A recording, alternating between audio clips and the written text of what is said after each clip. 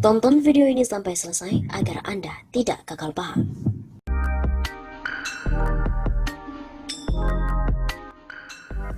Presiden gadungan. Presiden gadungan adalah terjemahan dari fake presiden, bukan presiden sebenarnya.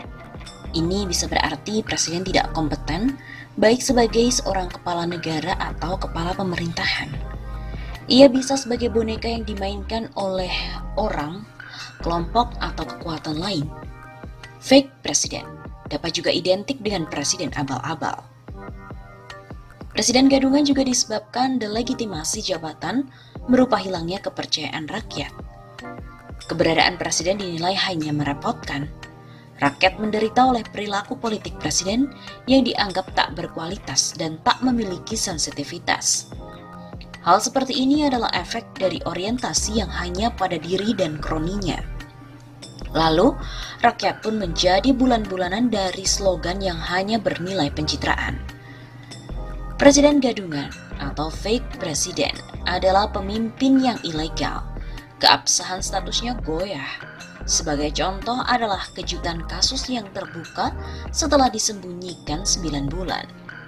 Putusan MA yang menyatakan pasal 3 ayat 7 PKPU nomor 5 tahun 2019 tidak memiliki kekuatan hukum mengikat.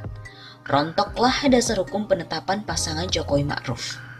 Beberapa ahli atau loyalis presiden mengatakan putusan MA nomor 44 P/HUM/2019 tanggal 29 Oktober 2019 tersebut tidak berlaku surut atau retroaktif.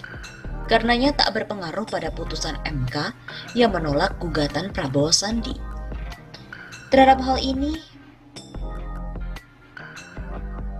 tentu terus diperdalam dan masih bisa debat lanjutan. Indikatornya antara lain. Pertama, permohonan uji material Rahmawati CS terregister di Mahkamah Agung pada tanggal 14 Mei 2019. Artinya sebelum putusan MK 27 Juni 2019. Maknanya adalah permohonan uji material tersebut sangat berkaitan dengan Pilpres 2019. Bukan berdiri sendiri. Dalam permohonan pemohon pun juga disinggung konteks Pilpres 2019. Kedua, Majelis Hakim yang memeriksa dan mengadili permohonan uji material pasal 3 ayat 7 PKPU tersebut patut mengetahui dan menyadari bahwa uji material ini berkaitan dengan proses Pilpres 2019. Sehingga jika asas retroaktif tak bisa diberlakukan, putusan akan tegas mengatakan keberlakuan putusan untuk Pilpres yang akan datang, atau penafsiran argumentum a contrario. Ketiga, tafsir bahwa MK telah memenangkan pasangan Jokowi Ma'ruf, sehingga putusan MA tidak berpengaruh pada hasil Pilpres, bisa keliru total. Masalah yang di putusan MA adalah tidak memiliki kekuatan hukum mengikatnya pasal 3 ayat 7 PKPU, sedangkan pasal tersebut justru menjadi dasar hukum dari penetapan pasangan Jokowi Ma'ruf. Keempat, disembunyikannya putusan MA ini hingga 9 bulan adalah sebuah bukti bahwa putusan ini sangat berpengaruh pada keabsahan hasil Pilpres. Jika tidak, maka MA serta-merta akan mengupload atau mengumumkan kepada masyarakat demi kepastian hukum. Siapa pihak yang terlibat dalam penyembunyian atau penggelapan ini harus dituntut. Jadi di sini patut diduga kuat adanya skandal politik dan hukum yang sangat memalukan. Ada gaslighting dan ada corruption, sinyal dari terkuaknya skandal besar. Yang jelas, putusan MA nomor 44 P/HUM/2019 tersebut akan menjadi sebuah bukti bahwa kemenangan pasangan Jokowi Ma'ruf itu sebenarnya sangat bermasalah, cacat politik dan cacat hukum. Bila DPR menangkap aspirasi rakyat yang mempermasalahkan kualitas dan legitimasi presiden, maka putusan MA tersebut dapat dijadikan dasar sebagai proses pemaksulan presiden. Putusan MA nomor 44 P/HUM/2019 itu dalam kaitan keabsahan pasangan Jokowi Ma'ruf bukanlah pelintiran, tapi suara hukum dari keadilan dan kebenaran. Sebagai hiburan, khususnya bagi para penjilat politik dan hukum, dihimbau untuk membaca bukunya Mark Green dan juga Ralph Nader yang berjudul Fake President: Decoding Trump's Gaslighting, Corruption, and General Bullshit. Fake presiden tidak boleh dibiarkan, siapapun dan kapanpun, karenanya harus diakhiri.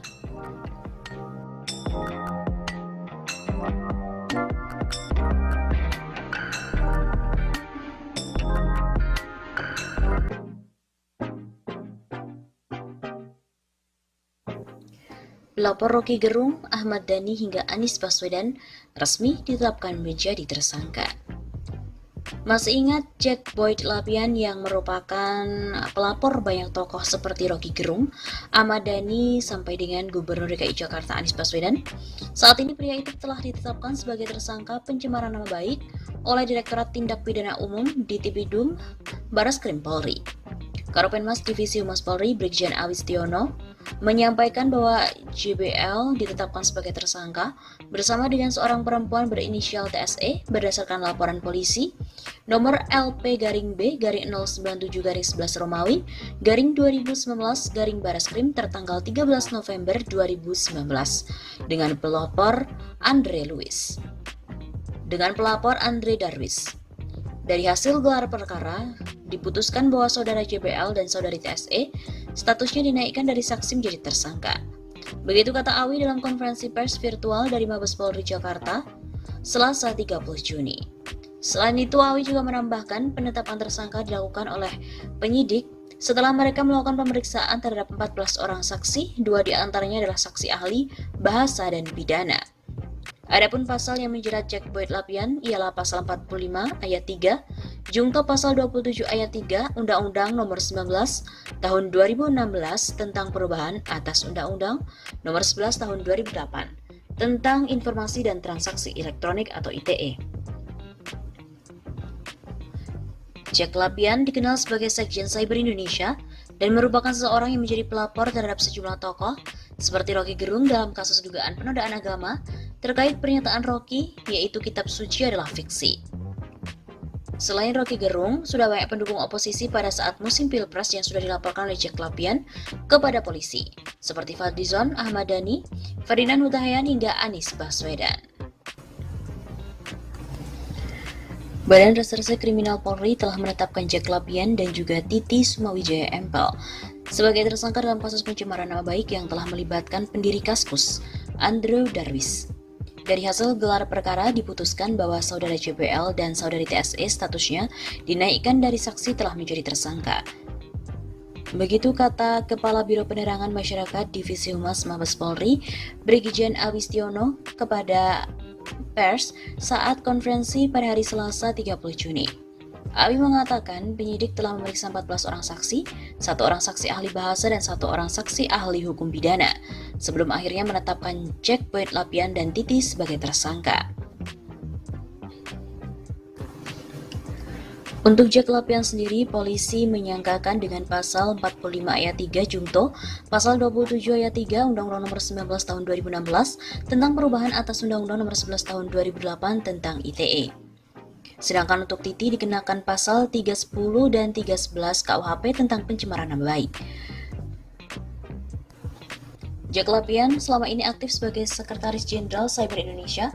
Awalnya ia dan beberapa aktivis lain membentuk organisasi masyarakat yang dinamai Cyber Indonesia. Organisasi tersebut sudah didaftar di Kementerian Hukum dan HAM. Selain itu, ia juga pendiri BTP Network sebagai dukungan untuk mantan Gubernur DKI Jakarta Basuki Cahayapurnama. Selain itu, ia juga menjadi bagian dari anggota Jokowi Ahok Social Media Volunteer atau JASMEV. Ia juga mengaku sebagai relawan kubu Jokowi Ma'ruf pada Pilpres 2019. Pada tahun 2018 yang lalu, Jack Boyd Lapian melaporkan Ahmad Dhani atas kasus ujaran kebencian. Ia juga turut hadir dalam persidangan kasus Ahmad Dhani, yakni saat memberikan kesaksian. Ia bersaksi bahwa selama periode Februari hingga Maret, isi cuitan Ahmad Dhani berisi ujaran kebencian. Berdasarkan laporan Jack Lapian, kini Ahmad Dhani dijatuhi vonis bersalah dan kini ditahan. Masih di tahun 2018, Jack Lapian juga melaporkan Anies Baswedan terkait dengan kebijakan penutupan Jalan Jati Baru Tanah Abang, Jakarta. Ia mempermasalahkan bahwa penutupan jalan itu bukan jalan keluar dari permasalahan yang dihadapi di Tanah Abang dan menyalahi Undang-Undang Nomor 38 Tahun 2004 tentang jalan.